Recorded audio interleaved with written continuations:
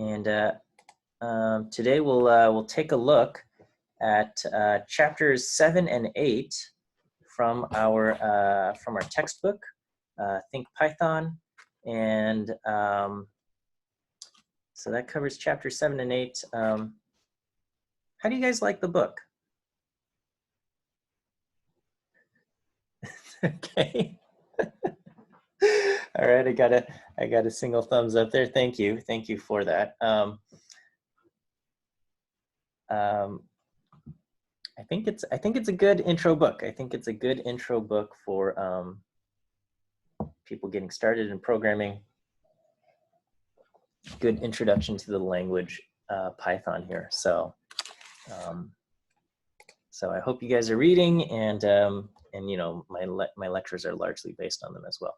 Okay, and I've thrown in a bunch of additional content on strings taken from Jake Vanderplas's book.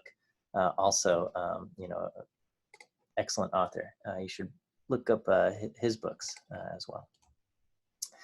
All right, so this is just a very basic idea I guess in programming, is that you know, you assign values to names or objects, right? So here in the first cell, I should say, I assign the value 5 to x, and therefore when I call x, it tells me, yeah, the value is 5. No surprise there, right? And we can change the value of x to 7. We can take 7 and assign it to the value, to the name x, okay? And so when I ask, what is x? It comes back and says x is 7, okay?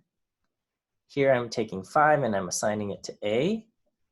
I can assign A to B, and these two will have the same value. So, and I can then assign 3 to A, right? So A now takes on the value A, whereas takes on the value 3, whereas B has the value 5, right? So this is, so, you know, when we assign 3 to A, the object A now points to kind of a different object. It points to the value 3. So when you ask, well, what is the value that A refers to? It's going to point to the value 3. And we ask, what is the value B? And it says it's 5. Okay, so this is all very basic. No surprises here, I don't think. All right, so one thing to note is that in Python, we have what's known as mutable and immutable objects, okay? Mutable and immutable objects. Mutable objects are objects whose values can be changed, and immutable objects are objects whose values cannot be changed, all right? So Booleans, integers, floats, strings, and tuples, those are all immutable, okay? Lists and dictionaries and a few other objects, those are mutable, okay?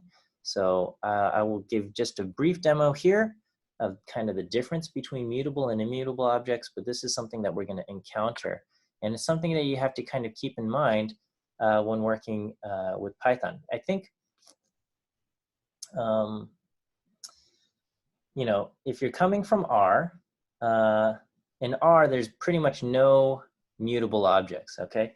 Only if you create a reference class object will you have mutable objects, all right? But pretty much everything else in R is immutable, and they do what's known as copy on modify. Everything ends up being a copy of each other, all right? So not to worry. Let's just take a look, all right? There's a function called ID, and ID tells you what every object you create in Python gets its a unique identifier, okay? It's kind of like your student ID number refers to you and only you. In Python, each unique object gets its own ID number, okay? And so here, I'm going to assign the number 1, the integer 1, which is an immutable object. I'm going to assign it to an object with the name A. I'm going to assign it, bind it to the name A, right? So I'm going to say 1 is A, and I ask, okay, what's the ID on A? And it gives me this number, 140717, ending in 136, okay? And when I change A, when I bind A to a different value, okay, I'm not changing the value of the integer 1. I'm just changing what the name A is bound to. I'm changing what it's referencing, okay? So if I say A is 2, this changes and it's now pointing, its ID number now ends in 168. Okay, so this one ends in 1136, and this one ends in 1168. Okay, this is just arbitrary here, but here, you know, the number 1 is created in memory, and it had, in this example, I just took these pictures from this page here. It had a different ID number, and then when I bound A to a new thing, okay, that number 1 actually still exists in memory. It still exists in memory. And here the number 2 has a different number, and I'm just changing what the name A is bound to. Okay, and so these integers, they cannot be modified. This object in memory cannot ever be anything other than the number 1. Okay. All right, and so here in these lines of code, all right, they're executed in this order. We're going to assign 1 to A, we're going to assign 2 to B, and then we're going to assign 3 to A, all right? And all we're doing is we're just changing the binding of the variable A to some other object. So, right, we assign 1 to A gets bound to the number 1. Okay, we assign 2 to B gets bound to 2. And then when we do this last operation of 3 to A gets bound to the name, the value 3, but this object 1, it still exists in memory, okay? So once an immutable object, like that number 1, like that integer 1, you know, loses its variable handle, okay, the Python interpreter, okay, the Python language might choose to delete that object, okay, and reclaim the computer memory that it took up, all right? This process is called garbage collection, and it's something that we, as the programmer, don't have to worry about, okay? In other languages, you have to delete old objects. You have to specifically delete the old objects for memory management.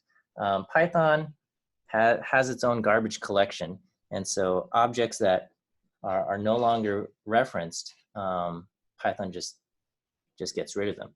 It might keep them around also, okay? Meanwhile, on the other hand, lists are mutable. Okay, wait, sorry. Does that mean that every variable with the same integer value will have the same ID? I want to say most of the time, yes, okay? So for example, let me just, so a lot of the time, the answer is going to be a lot of the times, yes, but not always. So let me just, here, in practice repo, let me just create a new Python 3 thing here, okay? So, okay, so let's say A is equal to 1 here, all right?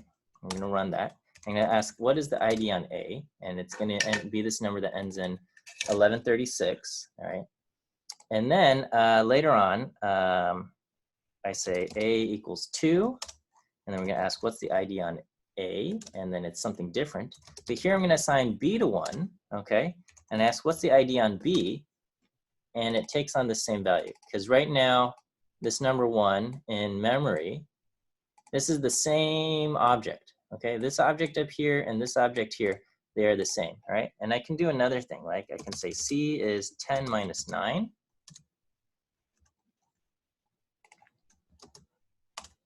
Okay, and then I can ask, what's the ID on C? And it takes on the exact same value, okay? And this is true for a lot of immutable objects. So if I call X as the letter A and Y is the letter A, okay, I can ask, what's the ID on X and what's the ID on Y? And it's going to be the same. This is not always the case though. So let me see, Z, we're going to do, I don't know, just type in a bunch of stuff here, okay. And I can ask, what's the last letter on here? And I'm not sure, this may or may not give me the same. Okay, it does give me the same.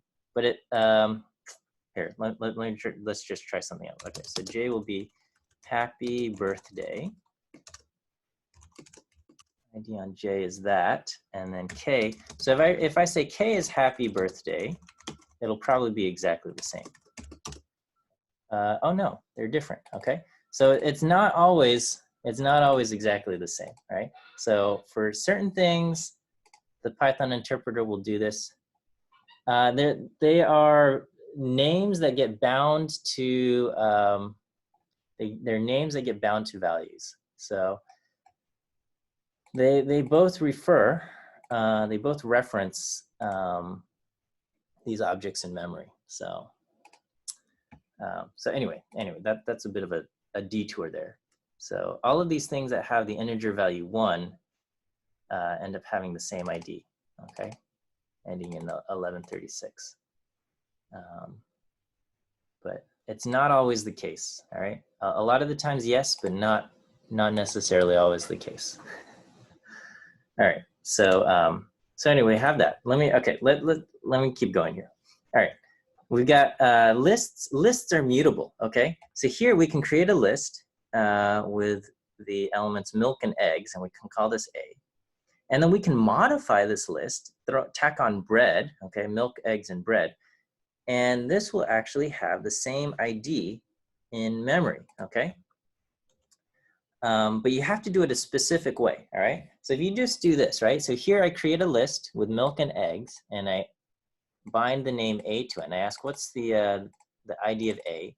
And it gives me this, 7864, okay?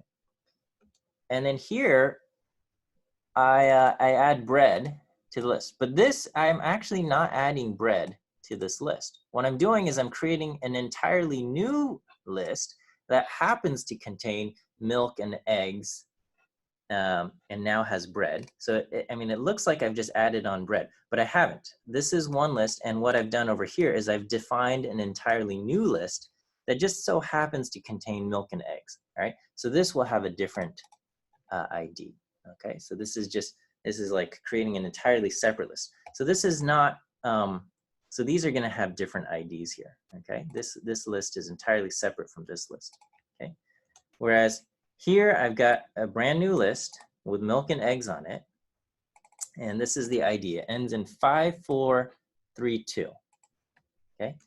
And then I use a method like append, okay? So remember, I don't know if you guys remember the append, but basically it's gonna take on whatever I give it and tack it on at the end, okay? So now, if I ask, well, what is A? A now has the list milk, eggs, and bread. And if I ask what's the ID on A, it's the exact same object, okay? It has the same ID. It's referencing the same object in memory. So you have to use some kind of method like this, a.append, which will do it, okay? And that will keep the same object in memory, right? So again, so keep in mind, here's the list right now as it stands. The ID ends in 5432, so I just print that out again. You can also do something like this, where you can say index 0, let's change it from milk to whole milk. And so we can ask, well, what is A? A is whole milk, eggs, and bread. And it still has the same ID, okay? So this modifies the list. We're not creating a new list. We're not copying the list. We're just modifying the list in place, okay? Is that okay? And I just kind of want to make sure we're comfortable with the fact that these two things end up with different IDs because we're creating two separate lists there. Here, let me give you the first quiz question for today. Find the papers. Okay. Week 4, Monday, the first quiz question is E. E is an elephant. Stats 21, week 4, Monday, E is an elephant. Oh, you know what? I forgot I haven't created a quiz yet on CCLE. So after class, give me a couple minutes. I will make the quiz on CCLE. And the first quiz answer will be E. So you can use that. But I forgot to do that.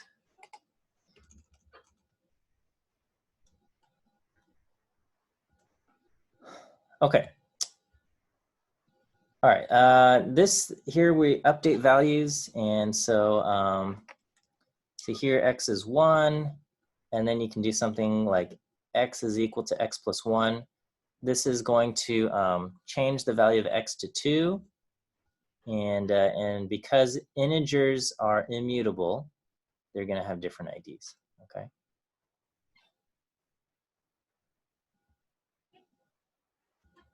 All right, and this is a common thing that we do. X is equal to x plus some value that we modified it with. All right, now we can just introduce some loops. I think you guys are already super familiar with the loops. So you've got while loops and for loops, and the book starts us off with while loops, all right?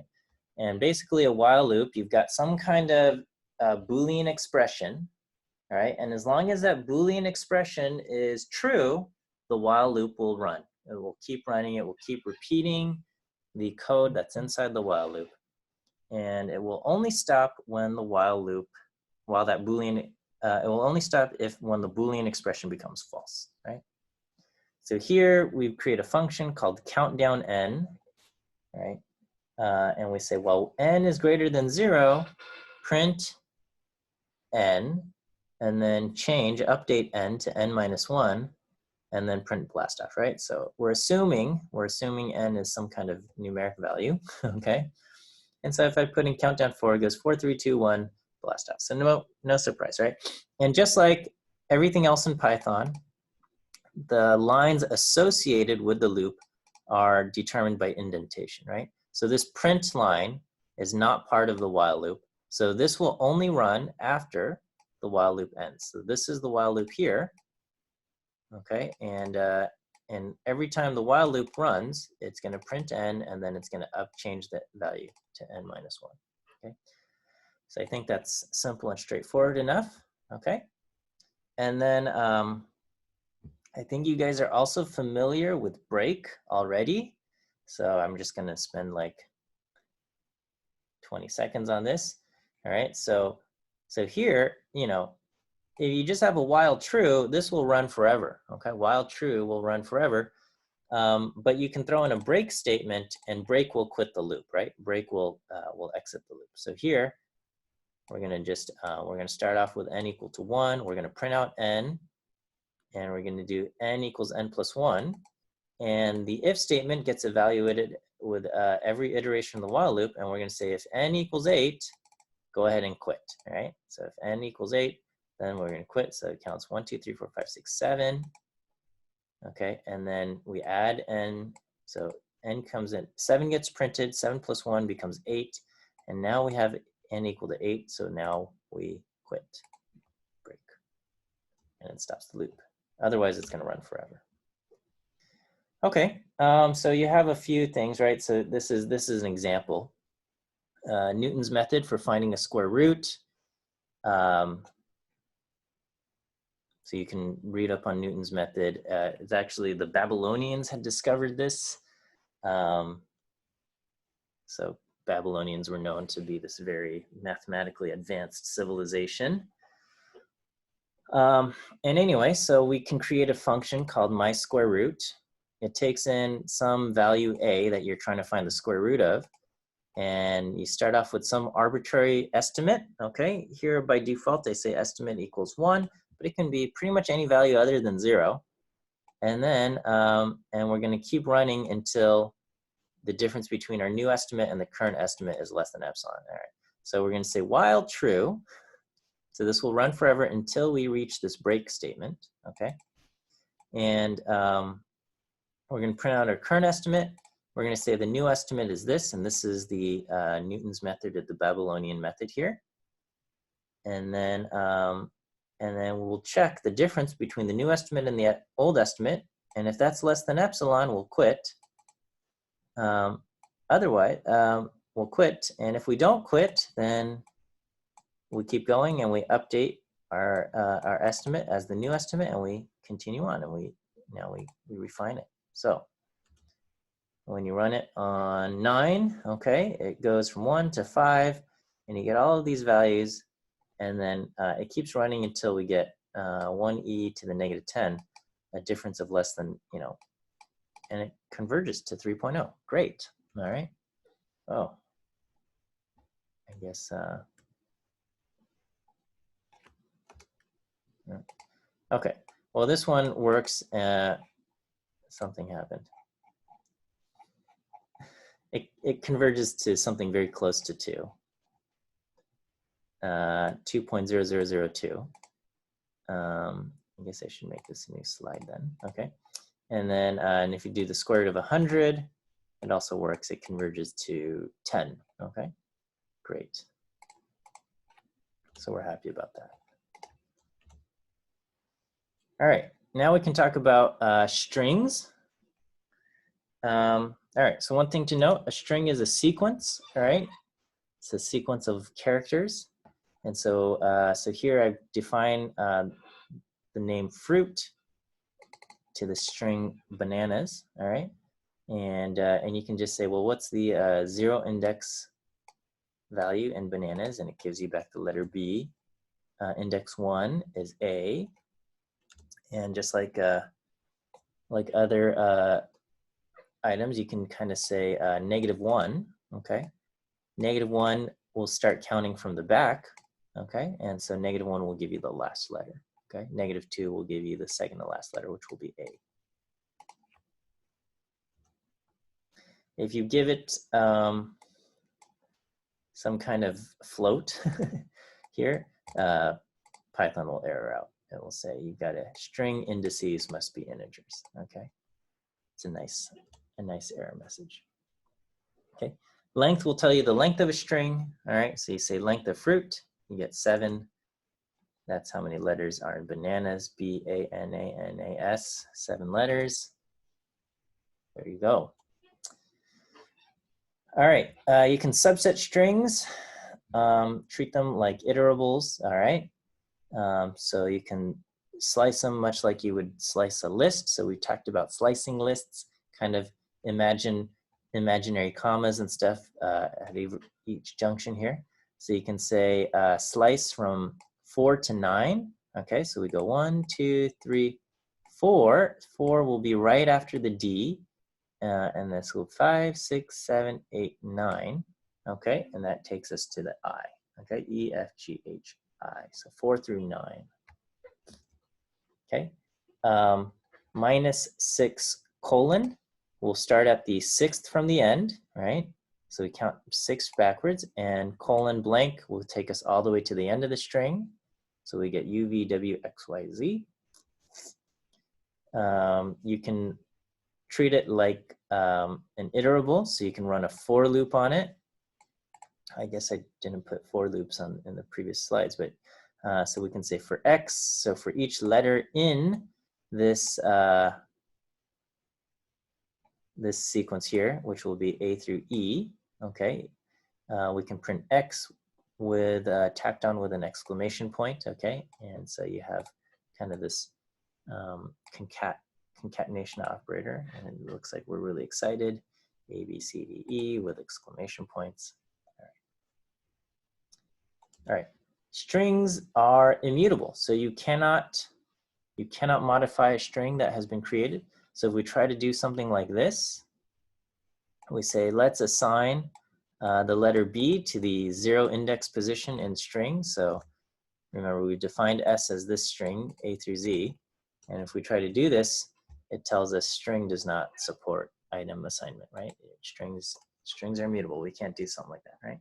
So if you wanted to do something like that, to change the first letter to B, you'd have to do this, right? You could say, take the letter B and then add on everything from index 1 to the end, okay? And that will achieve the desired result.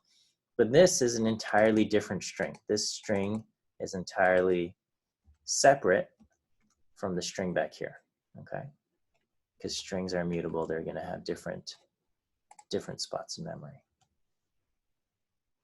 All right, so let's look at some string methods. Okay, we've got a lot of these, and so here I wrote stats 21, Python and other technologies for data science, and so you have ones that just mess with the case. Okay, name.upper, name, we'll put everything in uppercase. Name.capitalize, what is that one? It just capitalizes the first letter. Okay. Capital S for stats, Everything else is lowercase, okay? Then you have what's known as title case. It's going to capitalize every first letter of each word. So the S, the P, the and, other, tech, for, data, science, each of those words, the first letter gets capitalized, okay? And it doesn't follow like your literary conventions, right? So what are the rules? Prepositions and conjunctions don't get capitalized, but all nouns and verbs get, I don't know, something like that, right? It doesn't know what that is, okay? It's just gonna say, all right, here's a space, let's capitalize the next thing. So it does, right? So, you know, maybe you would get in trouble with your editor if you submitted that, but okay. All right, lowercase turns everything lowercase, all right? And the important thing to remember is that strings are immutable. Everything that we see here, these are all just entirely new strings, completely unrelated to the original string name, okay? The original string name itself is unchanged, okay? So it's not like when you do name.upper, it transforms the string, okay? It just returns a copy of this, so that's what we have. Okay, all right, so there's some things that you might want to do, right? You might want to count how many times a letter appears, and you can be like, okay, well, if I want to write a function, how can I do this? How can I count how many times a letter appears? And I don't know, you can think of a function here, right? So one thing we can do is we can say, all right, I didn't even bother writing a function. I just say, all right, we're going to start off with count equals 0, and then we're going to go through each letter in name, right? Or I could have said, you know, for X in name, or for each letter in name, and then we're going to see, you know, if the letter is equal to E, equals E, then we're going to increment our counter. We're going to go count plus 1, count, okay? And we're going to run the for loop for every letter in the name, and then at the end we'll print out count, okay? And it says 5. And is that true? We can check. All right, how many times does E appear? It appears in other, technologies, so that's 3 for data science, and 2 more in science. So indeed, five times. It appears 5 times, and good job. That's what we got, okay? You know what? You don't even have to do, I mean, this is a simple program for you to write, okay? It's not a hard function for you to code, but look at this. Python just says, hey, you give me the string name and you do dot and you apply a method, okay? And then there's the count method. So you say name.count and you give it the letter E and it says, boom, it showed up 5 times, right? So that's really nice. You can write this, all right? There's nothing wrong about it, but much easier, right? So there's a lot of methods already are created in Python for kind of these very common tasks, right? How many times does the letter E appear? You just take the name of the string, okay? So if your string was called I don't know, S or something, you would do s.count, okay? Whatever you call it. All right, there is something called index. We'll give you the index of the character A. I should have copied all these, right? So A is the 3rd character, so that's index 2. Okay. There are questions like, does it end with the letter K? And that's false. Does it end with the letter E, right? Data science, science ends with an E, that's true. Does it start with the letter S? And here it's case sensitive, so I said a little s, and that's false. Okay. So you have methods like starts with and ends with. It's handy. And again, if you had to write your own functions, you could. Those are simple functions enough to write, but they're already done for you. And all right, you can create multi-line strings. It's like you can't really see it printed, but there's 3 lines here, okay? And you can have strings that span multiple lines using triple quotes, okay? Triple quotes, your strings will span multiple lines. And there's methods like strip. Strip will remove all extra leading and trailing white space, okay? So I've got spaces in front of my name here. I got new lines following my name, spaces after that, Okay, strip will remove all of that. Okay. Does this modify the string? It does not. Strings are immutable. It does not modify the string. So if I ask what is in what's name 2, it still has the leading space. It still has the trailing space and the trailing new lines. Okay, so you can call strip, but this creates a new string, a new separate string, and the original string is unmodified.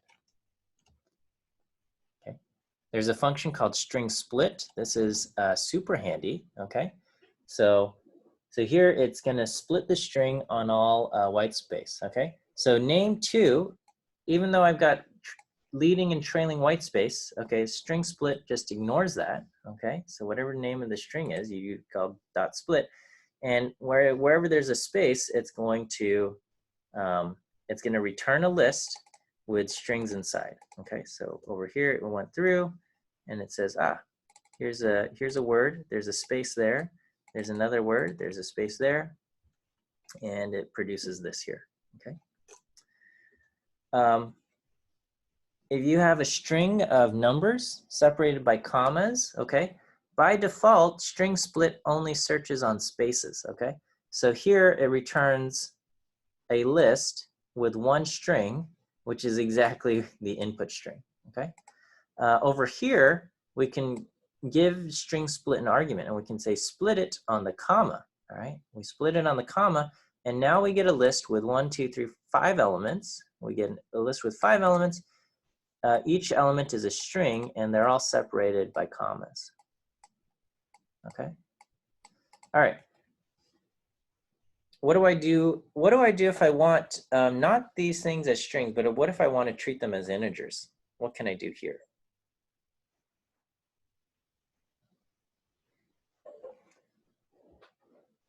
Int, yeah, so we can use int, but let me just show you.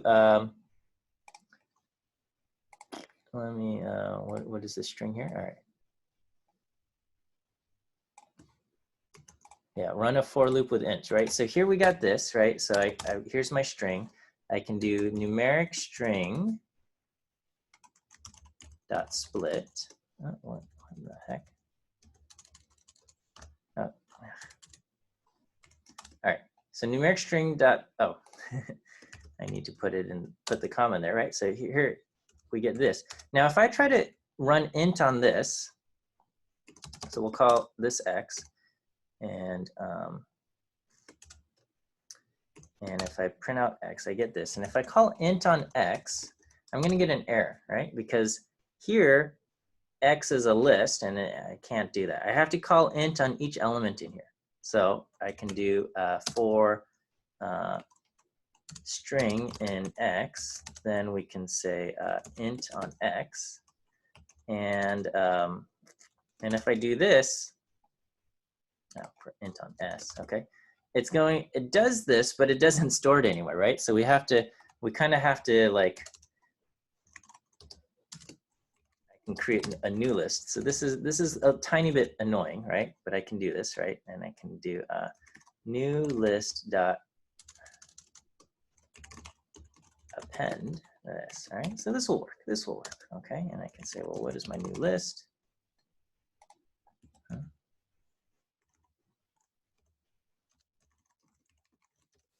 All right, okay, and then now the elements in new list are integers, right? So we can do this. We have to, so we can run a for loop on this, okay? Better yet, and we're going to cover this, okay? We're going to cover this, but you can create a what's known as a list comprehension. Why can't I change tabs here? We can create a list comprehension, which will do this, right? And basically, it's a for loop, okay? So for x in numeric string split, so we can do this, or I guess, and then we're going to call integer on each element here, and it gathers them up into a list. All right, so I guess, so I can just say, you know, let's call int on s for s in, I can just, for s and x, right? And if I don't want to create x as an intermediate value, I can just do new list dot, not new list, numeric string dot split on the comma here. Yes, you could also do map. You can also do map. Map will also do it, okay?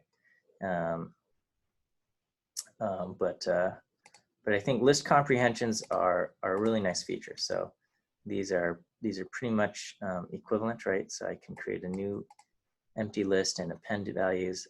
But yes, you can also map it as well.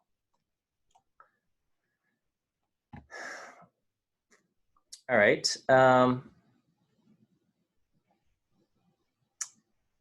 Okay, so here is, there's a few functions. We have a few Boolean functions that can give us true false values as to the properties, okay? And so there is a, there's is alpha. Is alpha just asks, is it only alphabetical, is it only alphabet letters, okay? So A through Z, capital A and Z, right? So if we say, well, what is name? Name has, it has 21 and it also has spaces, right? It's got digits and spaces, so it's gonna return back false, okay? Here, it's just letters, okay? And so is alpha on name 3 will return true, okay? This, you have a digit in there, so it's gonna come back false. There's other things, okay? Here's the long string with triple quotes. I just took the first stanza of Hallelujah. All right. All right. So if we wanted to shout the lyrics, we could just make everything uppercase. All right. And now we're angrily shouting this song. We could split it. Okay, and it will split on all the spaces. All right. And notice. Okay. So how does it handle punctuation? All right. So here, music comma just shows up as part of this thing, okay? And we get basically a list of words. This is going to be a word list. You can also split on the lines, okay? So you can split at basically new line characters, and so basically where the new lines are separated, there's 1, 2, 3, 4 lines here. We get a list of 4 lines. And you know, when we have a quote, it uses the double apostrophe or the double quote line, but other things it defaults to single quotes. Okay, just like before, you can count how many times the letter E appears. You can also like do a search, all right? And we so here if we wanted to say like, okay, where does the letter E appear, or where does the letter T appear, or something, we could write a function called find, or myFind. And we start off at index 0, and then we're gonna just basically subset each, the string into each index, and we're gonna ask, is it equal to the particular letter that we provided? And if so, we'll give back the index. Otherwise, we'll increment the index, okay? And we'll keep going until we reach the end of the string. And if we don't find it, we'll return -1, okay? And this will work, and we can say, well, where's the letter T? And it's gonna say index 0, 1, 2, 3, 4, 5, 6, 7. The letter T is at index position 7. It's the 8th character in the thing, and that works, okay? But all of these common tasks that we might need to do are, a lot of them are pre-programmed in Python. So you can just take the string and do a .find, okay? So just like .count, you can do a .find, and it's gonna find the first instance of T, all right? And it's gonna tell you it's at the letter 7. There's also another thing called .index, okay? All right, and we can say, give me the index of the letter T. And you say, well, what's the difference between find and index, okay? Find and index. So find is gonna search, all right? You say, hey, can you find this? Can you find this? And if it can't find it, it's gonna give you back a -1, right? And it just says, hey, I couldn't find it, right? But the other says, hey, give me an index. Give me the index of the letter, of the character $sign, okay? Give me the index.